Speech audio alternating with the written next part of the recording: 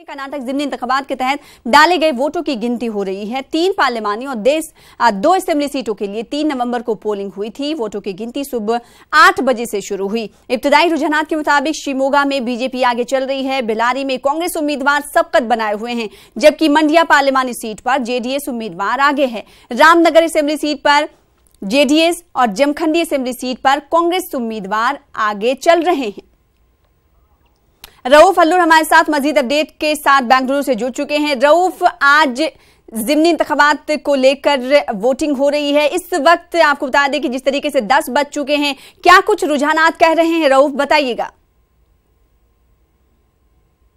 जी देखिए, कर्नाटक में कांग्रेस और जेडीएस की मखलूत हुकूमत के लिए बड़ी अच्छी खबर है। दोनों पार्टियों को इस ज़मनी इंतखाबात में अच्छी बड़ी कामयाबी मिलती हुई दिखाई दे रही है।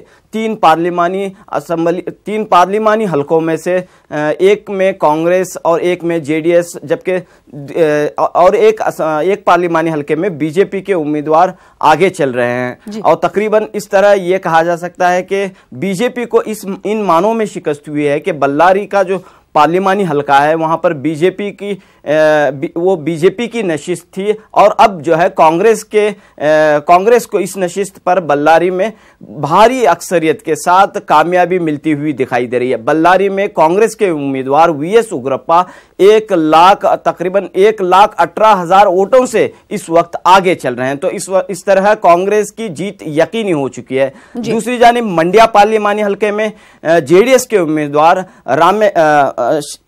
शिवरामेगौड़ा आगे हैं और इनकी भी जीत जो है यकीनी है। वहीं शिवमोगा पार्लिमानी हलके में राहत की बात बीजेपी के लिए यह है कि बीजेपी के उम्मीदवार राघवेंद्र आगे चल रहे हैं, जो बीएस येडियुरप्पा के फर्जंद हैं। इस तरह हम ये कह सकते हैं कि बीजेपी सिर्फ शिवमोगा पार्लिमानी हलके में हलके को बचाने में कामयाब हो रही है, जबकि बीजेपी से जो है बल्लारी का पार्लिमानी हलका जाता हुआ नजर आ रहा है। तो अगर हम असेंबली हलकों की बात करेंगे, दोनों असेंबली हलकों में जो है कांग्रेस, एक असेंबली हलके में कांग्रेस का उम्मीदवार इस वक्त आगे है और उनकी जीत यकीनी हो चुकी है। तो दूसरी जानब जमखंडी में कांग्रेस के उम्मीदवार न्यामगौड़ा जो हैं वो इस वक्त आगे हैं।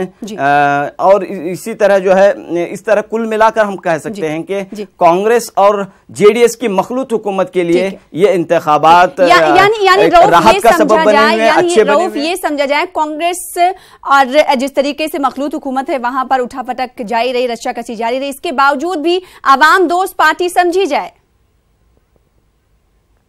जी बिल्कुल भी अवाम जो है इन ज़मनी इंतखाबात में कांग्रेस और जेडीएस का साथ देते हुए नज़र आ रहे हैं। रामनगर की अगर मैं बात करूं, रामनगर असेंबली हलके में यहाँ के जो वज़ीर आला हैं उनकी पत्नी जो हैं इस वक्त आगे हैं अनीता कुमार स्वामी। एचडी कुमार स्वामी की अहलिया अनीता कुमार स्वामी जो है, इनकी भी जीत जो है अब तक यानी कि तकरीबन ऐलान होना बाकी है, जीत यकीनी नजर आ रही है। तो इस लिहाज से हम कह सकते हैं कि दो असेंबली हलकों में और 3 पार्लिमानी हलकों में कांग्रेस और जेडीएस इत्तेहाद को कामयाबी मिलती हुई दिखाई दे रही है। बीजेपी के लिए बस शिवमोगा पार्लिमानी हलका राहत का सबब बना हुआ है। तो इस तरह हम कह सकते हैं कि अपोजिशन पार्टी यहाँ की बीजेपी के लिए ये ज़मनी इंतखाबात के नताइज इत्मीनान बख्श नहीं है और एक बड़ा झटका बीजेपी को इस वक्त जाहिर सी बात जो रुझानात कह रहे हैं उससे यही लग रहा है कि बीजेपी को झटका मिलता हुआ दिखाई दे रहा है। अगर नताइज की बात करें तो कब तक ये नताइज आ सकते हैं, क्योंकि 5-6 सीटों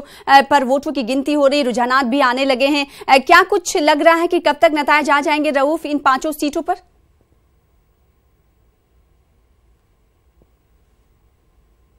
वाज़ह हो चुकी है। इन 5 हलकों में जो है कांग्रेस और जेडीएस इत्तेहाद को कामयाबी मिलती हुई दिखाई दे रही है। बस ऐलानात होने बाकी हैं, चूंकि आखिरी मरहले में वोटों की गिनती पहुंच चुकी है और अब कहीं भी जो है कोई मिराकल या फिर करिश्मा होने की इम्कानात काफ़ी कम हैं। हालांकि शिवमोगा असेंबली हलके में काफ़ी कांटे का मुकाबला यहाँ पर देखने को मिला है, खास तौर पर बीजेपी और जेडीएस के दरमियान।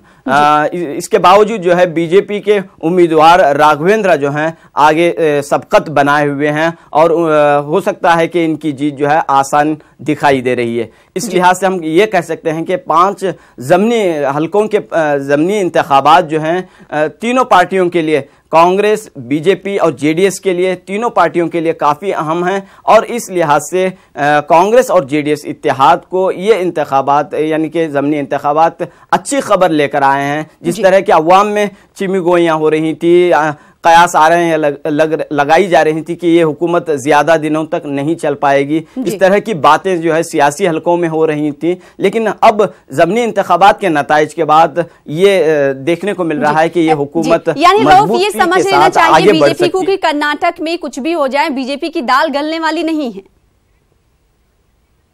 जी बिल्कुल बिल्कुल, बीजेपी के लिए जो है यहाँ पर मुश्किलात बने हुए हैं। ज़मनी इंतखाबात के नताइज ने एक बार फिर ये साबित किया है कि बीजेपी के लिए आइंदा यहाँ पर जिस तरह बीजेपी हमेशा जो है हुकूमत साजी की कोशिश करते हुए आ रही है, हालांकि बीजेपी सबसे बड़ी पार्टी है रियासत कर्नाटक में, इसके बावजूद जो है बीजेपी हुकूमत बनाने में पहले भी नाकाम हुई थी, जिस तरह जब असम्बली इंतखाबात हुए थे, लेकिन इसके बावजूद बीजेपी की कोशिशें जारी रही थी और इन कोशिशों को अब जो है कहीं ना कहीं ब्रेक लग चुका है।